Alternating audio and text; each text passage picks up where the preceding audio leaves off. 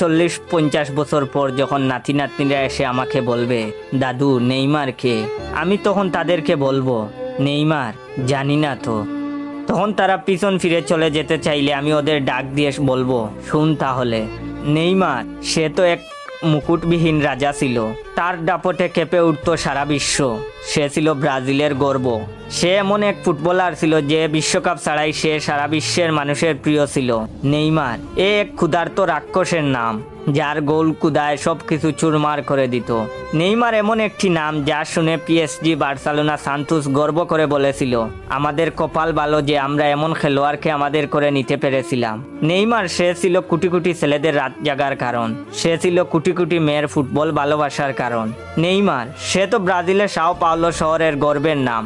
মায়ের গর্ভে আসা থেকে শুরু করে জীবনের শেষ সময় পর্যন্ত ইনজুরি নিয়ে লড়াই করা যোদ্ধার নাম। নেইমার সে যে কতটা ভালো বন্ধু তা বিশ্ব চ্যাম্পিয়ন মেসি ভালো বলতে পারবে। নেইমার মেসি, রোনালদোর মতো তারকার বীরে দূর থেকে জ্বলতে থাকা নক্ষত্র। কোটি কোটি ভক্তের কান্নার কারণ ওই নেইমার। সে ছিল ফুটবল। আজ থেকে 40-50 বছর পর যখন নাতি নাতনিরা এসে আমাকে বলবে, দাদু নেইমার কে, আমি তখন তাদেরকে বলবো, নেইমার জানি না তো। তখন তারা পিছন ফিরে চলে যেতে চাইলে আমি ওদের ডাক দিয়ে বলবো, শুন তাহলে, নেইমার সে তো এক মুকুটবিহীন রাজা ছিল। তার দাপটে কেঁপে উঠত সারা বিশ্ব। সে ছিল ব্রাজিলের গর্ব। সে এমন এক ফুটবলার ছিল যে বিশ্বকাপ ছাড়াই সে সারা বিশ্বের মানুষের প্রিয় ছিল।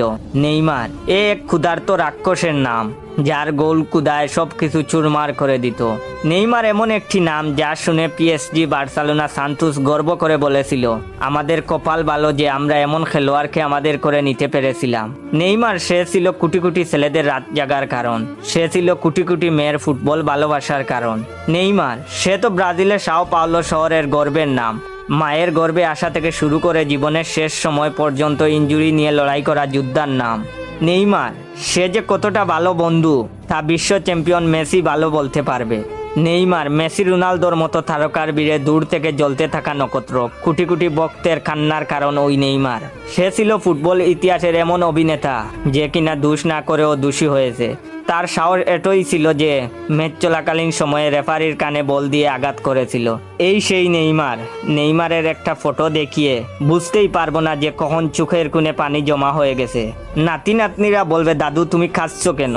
আমি তখন তাদের বলবো, না রে কাঁদিনি, এটা শান্তির পানি। তাদের বলবো, তোদের একটা জিনিস দেখাই, ওই বাক্সটা নিয়ে আয় তো।